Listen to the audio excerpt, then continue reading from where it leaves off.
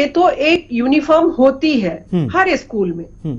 हम भी उस यूनिफॉर्म को पहनकर जाते थे। ठीक है। अभी मैं हजारों लड़कियों को देखती हूँ, सब स्कूल यूनिफॉर्म पहनकर जाती हैं। मैं बोल रही हूँ क्या उस स्कूल में स्कार्फ पहनकर जाना मना है? ये तो स्कार्फ लगा रही है ना, नकाब नहीं है ये। नकाब होता है जो आपका चेहरा ढक देता है। बिल्कुल बिल्कुल। कि अगर आपका स्कार्फ भी बांधना, स्कार्फ समझ रहे हो आप? स्कार्फ होता है ऐसे करके बांध लेना जी। अगर स्कार्फ बांधना स्कूल में मना है हर बच्ची के लिए तो कोई दिक्कत नहीं है, इसमें कोई झगड़े की बात ही नहीं होनी चाहिए। क्योंकि स्कूल के जब तक हम स्कूल के आंगन में, स्कूल के प्रेमाइसिस में नहीं पहुंचते हैं, बाहर तक तो आप बुर्का भी ओढ़े रखें, कोई आपको रोकने वाला नहीं। ठीक है।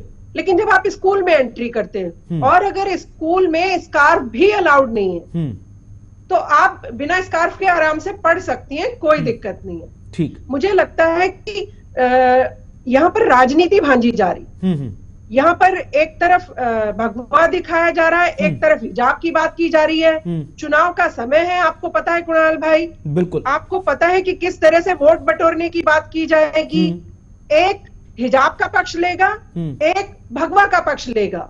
हिजाब का पक्ष वाला चाहेगा मैं मुस्लिमों को लालच दे दूं और भगवा वाले चाहेंगे कि मैं भगवा वाले लालच देकर हिंदू भाइयों की वोट बटोर। लेकिन बड़ा सवाल है ना कि राजनीति के चक्कर में बच्चों की जो शिक्षा है वो प्रभावित हो रही है। खेमचंद शर्मा जी हमारे साथ जुड़े हुए भारतीय जनता पार्टी से। खेमचंद जी, मामला आपने भी पूरे विस्तार से पढ़ लिया होगा, तमाम चैनल्स पर डिबेट भी देख ली होगी, लेकिन आरोप यहां पर बीजेपी पर लग रहा है क्योंकि जिन छात्रों ने अगर हिजाब पहन रही लड़कियों के प्रति आपत्ति जाहिर की है, उनके हाथ में भगवा है, उनके हाथ में भगवा स्कार्फ है या पटका कह लीजिए या आप मफलर कह लीजिए, और जब नहीं पगड़ी उनको प्रायोजित किया गया है। तो खेमचंद जी, ऐसे में माहौल को कैसे बेहतर करेंगे? जिन शिक्षा के स्कूलों की बात करते हैं, जिसमें मुस्लिम महिलाओं की मोदी जी बात करते हैं, उनको बेहतर माहौल देने के लिए, इक्वालिटी लाने के लिए, उन्हीं के सामने ये तमाम तरह की दिक्कतें कैसे सुलझेंगी? खेमचंद जी, नहीं, मुद्दा क्या है? मुद्दा है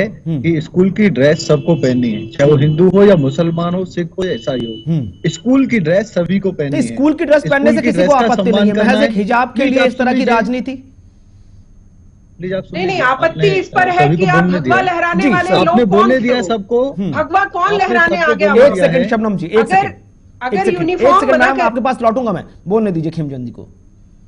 नहीं, खेमचंद भाई से तो सवाल पूछना पड़ेगा ना कि अगर वहां पर कुछ करना है तो स्कूल प्रशासन करेगा ना। वो कौन लोग हैं जो भगवा लहराने आ गए? ठीक है मैडम, बात होगी इसी पे, बात होगी ऐसे लोगों, इस पर बात होगी। जी खेमचंद जी, देखिए मुद्दा है कि स्कूल में ड्रेस पहननी जरूरी है, कोई भी हो, हिंदू हो, मुसलमान हो, सिख हो, ईसाई हो, और वही निश्चित किया गया है।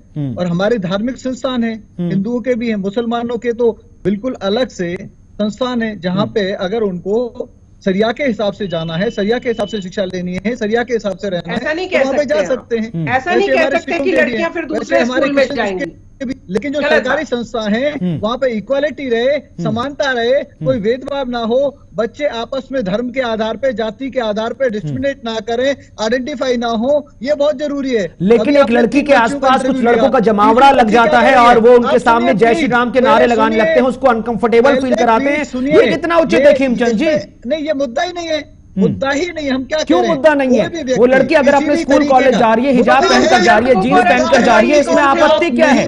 आपको जय श्री राम के नारे लगाने हैं तो आप खूब लगाइए, मगर किसी लड़की को आप स्कूल प्रेसमेस में घेर लेते हैं और इस तरह से उसको अनकंफर्टेबल फील कराते हैं।